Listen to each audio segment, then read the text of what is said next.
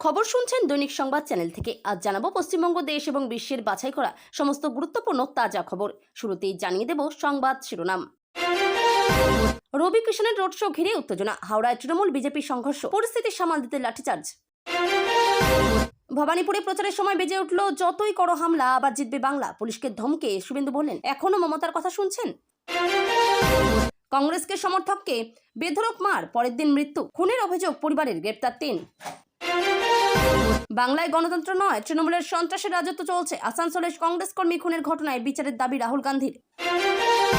29 এপ্রিলের আগে দেশ না ছাড়লে অনুপ্রবেশ ইস্যুতে কড়া হুঁশিয়ারি নরেন্দ্র মোদীর। 4ই মে বিজেপি জিতছেই, কত আসনে আসবে জয়, রোড শোয়ে কি বললেন সভাপতি নীতিন নবীন। জাতীয় পতাকা দিয়ে ঘাম মোছা, বিজেপি প্রার্থী পাপিয়ার বিরুদ্ধে কমিশনের নালিশ তৃণমূল নেতার। উত্তর কলকাতার বিজেপি প্রার্থীদের সমর্থনে রোড শো শুরু মোদীর, প্রধানমন্ত্রীকে দেখতে জনজোয়ার। 27 মিনিটের পদযাত্রা, প্রায় গোটা ভবানীপুরের জনতার মন ছোঁয়ার চেষ্টা মমতার। সেই চক্রবেড়িয়া থেকেই পদযাত্রা মমতার, পথসভায় শুভেন্দু, ভোটের আগে শেষ রবিবারে জমজমাট ভবানীপুর। ভয়ঙ্কর খেলবো 4 তারিখ, জয় বাংলা, ডায়মন্ড হারবারে পাড়ায় ঢোকে হুমকি সাধারণ ভোটারদের, জানতে পেরেই বড় পদক্ষেপ কমিশনের। গুজরাটে 40 বছর বিজেপিকে কেউ হারাতে পারবে না, তৃণমূল সাংসদ ইউসুফ পাঠানের বিস্ফোরক স্বীকারোক্তি। 21-এ আপনি 2-এ ছিলেন, এবারও তাই থাকবেন, ভবানীপুর থেকে মমতাকে নন্দীগ্রাম মনে করালেন শুভেন্দু। গোবলয় জয় করে এবার লক্ষ্য বাংলা, হেমন্ত বিশ্ব শর্মার গুরুত্ব বৃদ্ধিতে কি সিঁদুরে মেঘ দেখছে বিরোধীরা।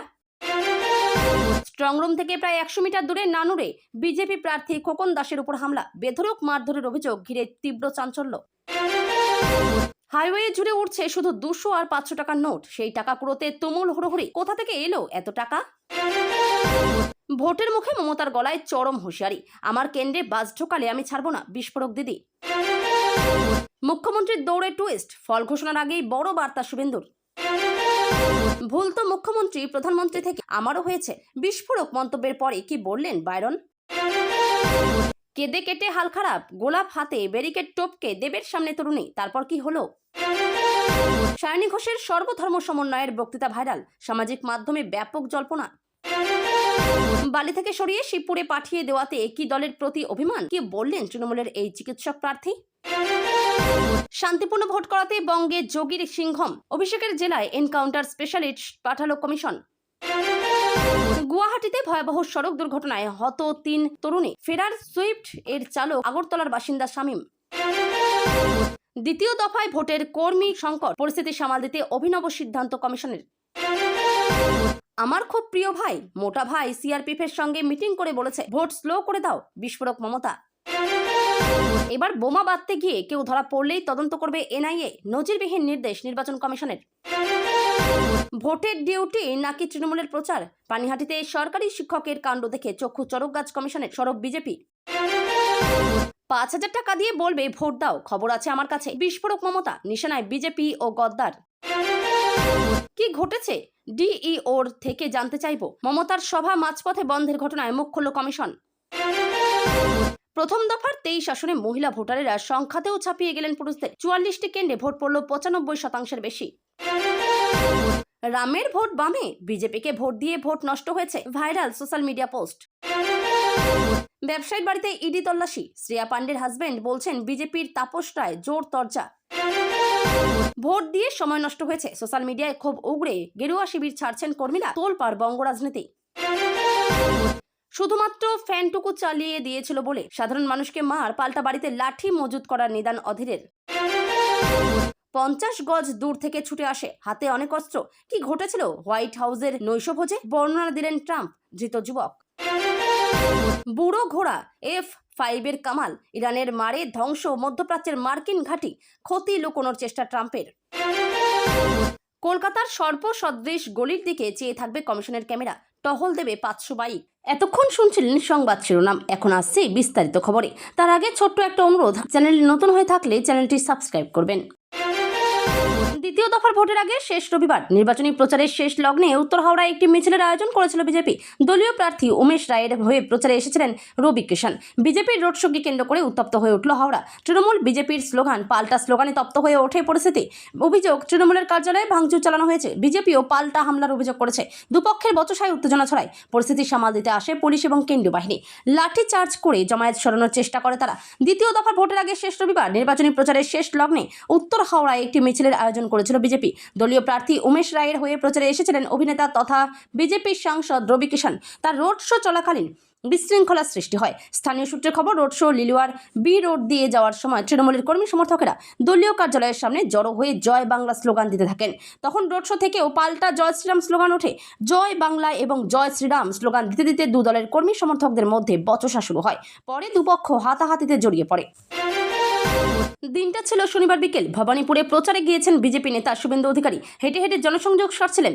তার মধ্যেই বিপত্তি। মাইকে বাজতে শুরু করলো তৃণমূলের নির্বাচনী গান, যতই করো হামলা আবার জিতবে বাংলা। অনুমতি নেওয়া কর্মসূচি জুড়ে কেন বাজবে তৃণমূলের গান? কালীঘাট ও ভবানীপুর থানায় পুলিশের ভূমিকায় ক্ষোভ প্রকাশ শুভেন্দুর। নন্দীগ্রামের ভোট হয়ে গিয়েছে, বাকি ভবানীপুর। এবার সেখানে তৃণমূল সুপ্রিমো মমতা বন্দ্যোপাধ্যায়ের বিপরীতে প্রার্থী হয়েছেন বিজেপি নেতা শুভেন্দু অধিকারী। জোর কদমে চলছিল শেষ দফার প্রচার। বিজেপি প্রার্থী হাত নাড়তে নাড়তে জনসংযোগ করছিলেন। পদযাত্রা ছিল তার। এই সময় মাইকে বেজে উঠল তৃণমূলের নির্বাচনী গান। এরপরই কালীঘাট ও ভবানীপুর থানায় পুলিশের উপর ক্ষোভ উগরে দেন। পুলিশের উদ্দেশ্যে ক্ষুব্ধ শুভেন্দু বলেন, এখনও মমতা বন্দ্যোপাধ্যায়ের হয়ে কথা বলছেন? প্রচারে আপনারা মমতার বাড়ির দিকে যেতে দেননি। আপনি যেমন যেমন বলেছেন আমি মেনে চলেছি, কিন্তু মাইকটা বাজছে কেন? আপনার বিরুদ্ধে অভিযোগ করব। পরে সংবাদ মাধ্যমে মুখোমুখি হয়ে বিজেপি প্রার্থী বলেন, মমতার বাড়ির দিকে প্রচারে যেতে দেয়নি, আমি মেনে নিচ্ছি, কিন্তু আমি ছাড়বো না। কিন্তু গোটা রাস্তায় মাইক, তৃণমূল একটা ইতর নর্দমার জল। পুলিশ কিছু করেনি। মমতাকে এইভাবে জেতানো যাবে না। হারাবো হারাবো হারাবো। বস্তুত কমিশন ইতিমধ্যেই কালীঘাট ও আলিপুর থানার ওসি বদলে দিয়েছে। শুভেন্দু অধিকারীর দাবি, বিজেপির কর্মসূচির অনুমতি নেওয়া হয়নি, বদলে দেওয়া হয়েছে ওসি। শুভেন্দু অধিকারীর দাবি, বিজেপির কর্মসূচির অনুমতি দেওয়া হয়নি, বদলে দেওয়া হয়েছে ওসি। তিনি বলেন, আমি দেখছি তৃণমূল ভবানীপুরে হেরে গেছে, তা বোঝা যাচ্ছে। আমাদের ৭৩ নম্বর ওয়ার্ডে একটি জনসংযোগ কর্মসূচি ছিল। ভবানীপুর থানার অংশে অনুমতি দিয়েছে, কালীঘাটের অংশে অনুমতি দেয়নি। তারপরই কালীঘাটের ওসিকে কমিশন হটিয়ে দিয়েছে। মাইকে গান বাজিয়েছিল, যতই করো হামলা জিতবে বাংলার। এরা কে? হরিদাস পাল? আসানসোলে কংগ্রেস সমর্থক দেবদীপ চট্টোপাধ্যায়ের খুনের অভিযোগের ঘটনায় ৩ জনকে গ্রেপ্তার করল আসানসোল সাউথ থানার পুলিশ। ধৃতদের মধ্যে একজন নাবালকও রয়েছে বলে পুলিশ সূত্রে খবর। শুক্রবার রাতে জন্মদিনের পার্টি থেকে গাড়ি করে স্ত্রী ও সন্তানকে নিয়ে ফিরছিলেন দেবদীপ। অভিযোগ, তাদের গাড়ির সঙ্গে একটি বাইকের ধাক্কা লাগে। তা নিয়ে কংগ্রেস সমর্থকের সঙ্গে বচসা হয় ওই বাইক আরোহী ও তার সঙ্গীদের। অভিযোগ, রাস্তায় গন্ডগোলের পর কংগ্রেস সমর্থককে ধাওয়া করে তার আবাসন পর্যন্ত আসে ওই যুবকরা। আবাসনের গেটের সামনে কংগ্রেস সমর্থককে বেধড়ক মারধর করা হয়।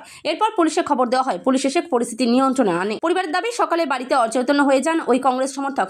স্থানীয় একটি বেসরকারি হাসপাতালে নিয়ে গেলে চিকিৎসকরা মৃত বলে ঘোষণা করে। এই ঘটনায় পরিবারের পক্ষ থেকে খুনের অভিযোগ দায়ের করা হয়। সেই অভিযোগের ভিত্তিতেই ৩ জনকে গ্রেপ্তার করে পুলিশ।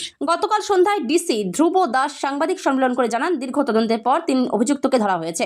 পুলিশ সূত্রে খবর, ধৃতদের জিজ্ঞাসাবাদ চলছে এবং হত্যার কারণ খুঁজে বের করার চেষ্টা চলছে। তবে ঘটনার সাথে রাজনীতির কোনো যোগ নেই বলে জানান তিনি।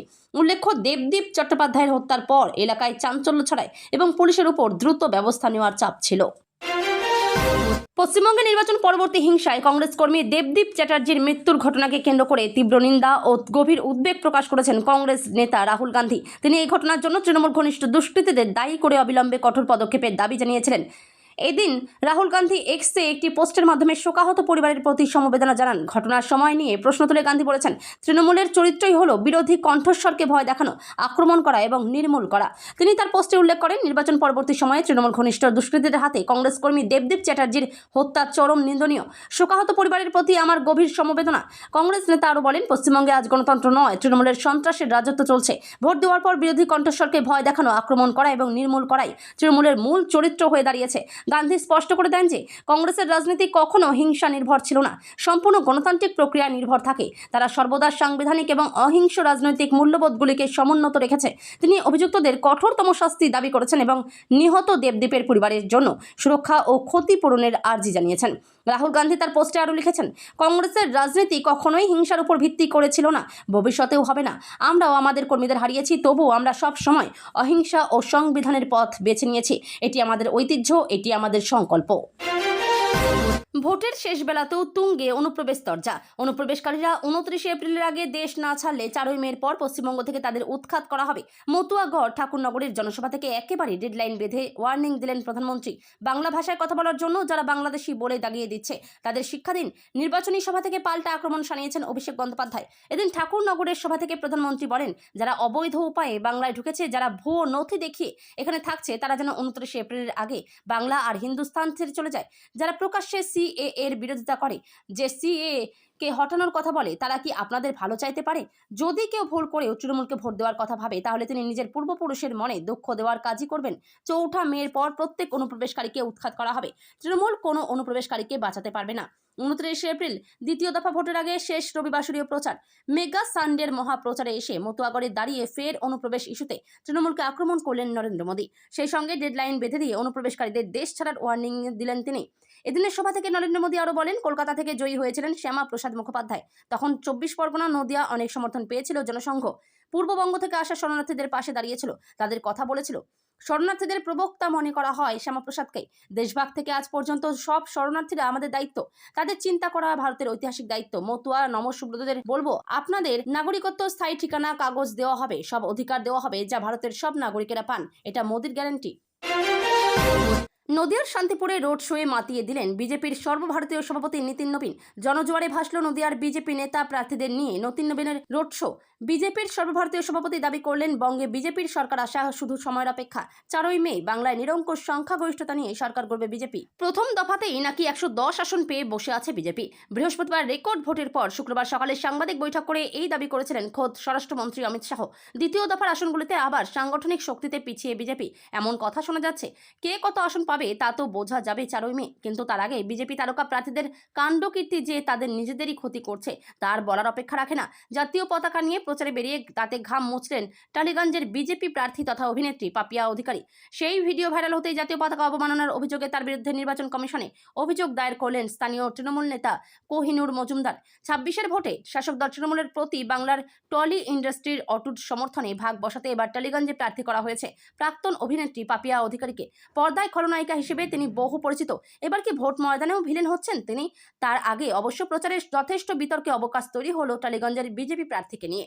দেখা গেল ভোট প্রচারে বেরিয়ে জনসংযোগের সময় তিনি সঙ্গে থাকা জাতীয় পতাকা দিয়ে ঘাম মুছছেন, মুখ মুছছেন। সেই ভিডিও ভাইরাল হতেই সমালোচনা শুরু হয়েছে। টালিগঞ্জের তৃণমূল নেতা কোহিনুর মজুমদার নিজের ফেসবুক পোস্টে ভিডিওটি শেয়ার করার পাশাপাশি নির্বাচন কমিশনে অভিযোগ দায়ের করেছেন। উত্তর কলকাতার বিকে পাল এভিনিউ থেকে খান্না ক্রসিং পর্যন্ত রোড শোর প্রধানমন্ত্রীর। কাতারে কাতারে মানুষের সঙ্গে জোর কদমে চলছে রবিবারের ভোট প্রচার। শোভাবাজারের দিকে বিকে পাল উত্তর কলকাতার বিকে পাল এভিনিউ থেকে খান্না ক্রসিং পর্যন্ত রোড শো প্রধানমন্ত্রীর। কাতারে কাতারে মানুষের সঙ্গে জোর কদমে চলছে রবিবারের ভোট প্রচার। শোভাবাজারের বিকে পাল এভিনিউ থেকে খান্না পর্যন্ত প্রধানমন্ত্রীর রোড শো শুরু। খান্না ক্রসিং পর্যন্ত তা চলবে। সন্ধ্যা 7:30 নাগাদ মোদির কর্মসূচি শেষ হবে বলে এখনো পর্যন্ত খবর। কলকাতার বিজেপি প্রার্থীদের সমর্থনে তিনি প্রচার করবেন। এর ফলে আপাতত শহরের ওই রাস্তায় যান নিয়ন্ত্রণ করা হয়েছে। কলকাতার রোড শোর আগে ঠনঠনিয়া কালী মন্দিরে পুজো দিলেন প্রধানমন্ত্রী নরেন্দ্র মোদী। জোড়াসাঁকোয় ভোট প্রচারে এসে এই দিন ঠনঠনিয়া কালীবাড়িতে পুজো দিলেন মোদী। ঠনঠনিয়া মন্দিরে জবার মালা, রজনীগন্ধার মালা, পদ্মফুল, আকন্দ ফুলের মালা নিয়ে মন্দিরে পুজো দিতে যান প্রধানমন্ত্রী। মন্দির লাগোয়া রাজু মাইতি ফুল বিক্রেতাকে ফুলের দাম বাবদ 300 টাকাও দেন মোদী। প্রসঙ্গত, পশ্চিমবঙ্গে প্রচার কর্মসূচি সেরে শুক্রবার দিল্লি ফিরে গিয়েছিলেন প্রধানমন্ত্রী নরেন্দ্র মোদী। রবিবার তিনি ফের রাজ্যে এসেছেন। এবার কর্মসূচি রয়েছে খাস কলকাতায়। রবিবার বিকেলেই তিনি উত্তর কলকাতায় রোড শো করবেন। এছাড়া জেলায় আরও 2টি জনসভা করেছেন। বিজেপি সূত্রে খবর, রবিবার 26 এপ্রিল দুপুরে বনগাঁয় প্রথম জনসভা করেন মোদী। বনগাঁ ঠাকুরনগরে তার জনসভার আয়োজন করা হয়। দুপুর 2:15 সভা করেন তিনি। সেখানে সভা সেরে মোদী যান হুগলিতে। আরামবাগের হরিপাল এলাকায় তার দ্বিতীয় জনসভা ছিল। তার নির্ধারিত সময় ছিল বিকেল 3:45। এরপরে কলকাতায় আসেন মোদী। অন্যদিকে আনুমানিক বিকেল 5:30 থেকে মোদীর রোড শো শুরু হওয়ার কথা। শোভাবাজারের বিকে পাল এভিনিউ থেকে মিছিল শুরু হবে। খান্না ক্রসিং পর্যন্ত তা চলবে। সন্ধ্যা 7:30 নাগাদ মোদীর কর্মসূচি শেষ হবে বলে এখনো পর্যন্ত খবর। কলকাতার বিজেপি প্রার্থীদের সমর্থনে তিনি প্রচার করবেন। এর ফলে বিকেলের দিকে শহরের রাস্তায় যান নিয়ন্ত্রণ করা হতে পারে। রবিবার নিজের বিধানসভা কেন্দ্র ভবানীপুরে পদযাত্রা করলেন পশ্চিমবঙ্গের মুখ্যমন্ত্রী মমতা বন্দ্যোপাধ্যায়। মানুষের সঙ্গে সরাসরি কথাও বলেন তিনি। মমতা বন্দ্যোপাধ্যায় এবার ভবানীপুর কেন্দ্র থেকে লড়ছেন, যেখানে ভোট গ্রহণ হবে 29 এপ্রিল। এর আগে বিধানসভা ভোটের প্রথম দফায় তিনি নন্দীগ্রাম থেকেও প্রতিদ্বন্দ্বিতা করেছিলেন। এদিন ভবানীপুরের রাস্তায় মুখ্যমন্ত্রীর পদযাত্রায় বহু সমর্থক ভিড় জমান। রবিবার বিকেল 4:15 নিজের বিধানসভা কেন্দ্র ভবানীপুরে পদযাত্রা শুরু করেন মমতা। তিনি চক্রবিড়িয়া মোড় থেকে পদযাত্রা শুরু করেন। কালীঘাট, হরিশ মুখার্জি রোড সহ প্রায় গোটা ভবানীপুর এলাকায় পায়ে হেঁটে প্রচার করেন মমতা। কখনো অলিগলি, কখনো মেন রোড হয়ে মমতার পদযাত্রা। বিকেল 5:42 শেষ করেন পদযাত্রা। প্রায় 87 মিনিট পদযাত্রা করেন।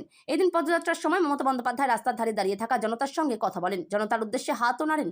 যদিও 23 এপ্রিল রাজ্যের প্রথম দফার ভোটে 92.35% মতো বিপুল ভোট পড়েছিল, রাজনৈতিক পর্যবেক্ষকদের মতে 2026 সালের বিধানসভা ভোটের আসল লড়াইয়ে কেন্দ্রবিন্দু হতে চলেছে এই ভবানীপুর। এই কেন্দ্রে বাঙালি, গুজরাটি, মারোয়ারি এবং শিখ সম্প্রদায়ের মিশ্র বসতি রয়েছে, যা দুই দলের কাছেই একটা বড় চ্যালেঞ্জ।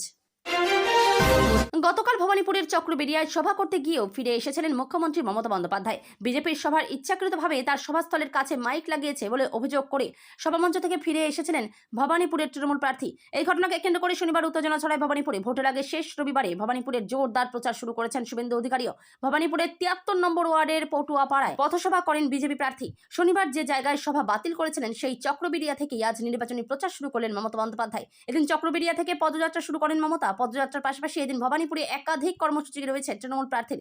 ভোটের আগে শেষ রবিবার নিজের বিধানসভা কেন্দ্রেই প্রচারে মন দিয়েছেন তৃণমূল নেত্রী। আজ ভবানীপুরের 63, 77, 70, 72 এবং 73 নম্বর ওয়ার্ড জুড়ে প্রচার করার কথা মমতা বন্দ্যোপাধ্যায়ের। গতকাল সন্ধ্যায় চক্রবেড়িয়ায় সভা করতে মঞ্চে উঠেও নেমে যান মমতা বন্দ্যোপাধ্যায়। তৃণমূল নেত্রী যে সময় সভা করতে গিয়েছিলেন তখন কাছেই বিজেপির সভার মাইকের আওয়াজ ভেসে আসছিল। এতেই ক্ষুব্ধ হন তৃণমূল নেত্রী।